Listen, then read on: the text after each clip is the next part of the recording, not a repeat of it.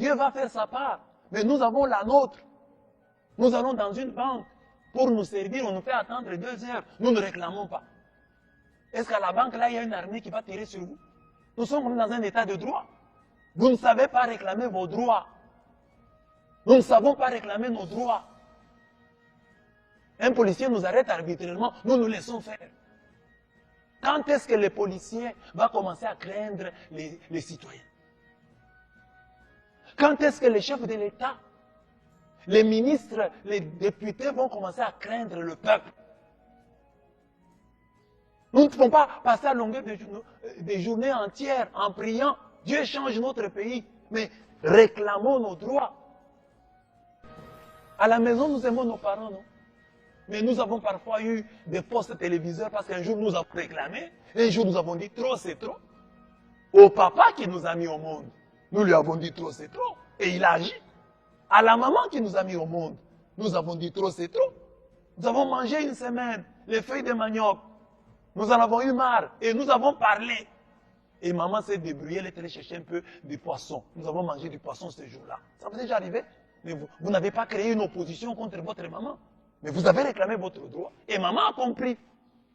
Alors la même chose. Parce qu'il y a des gens qui croient que aimer les chefs de l'État, ça veut dire ne pas réclamer son droit. Il faut réclamer. Il faut lui montrer que nous sommes pressés, nous les Congolais. Ah, ne soyez pas pressés. Et seulement il a dit, non, non. On ne doit pas attendre 18 ans pour que les choses changent. On doit avoir des signes. Quand vous prenez le pouvoir, donc vous devez avoir la volonté de faire de changer les choses. On doit voir que les lignes sont en train de changer. Même si on n'a pas tout, mais on doit voir quand même, ah ça commence à changer. Même l'esprit a déjà changé. On doit sentir, le Congolais doit sentir. Et ça, nous devons le faire.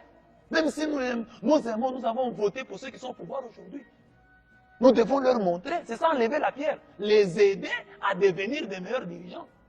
Mais si nous disons, voilà, comme nous avons voté pour eux, c'est nous qui les avons élus, nous nous taisons, nous leur donnons du temps. Ils ne feront rien. Ils ne feront rien. Le peuple doit être très sévère. Regardez des pays comme les États-Unis. Ils sont déjà bien, nous les envions. Mais chaque fois, nous apprenons qu'il y a des manifestations.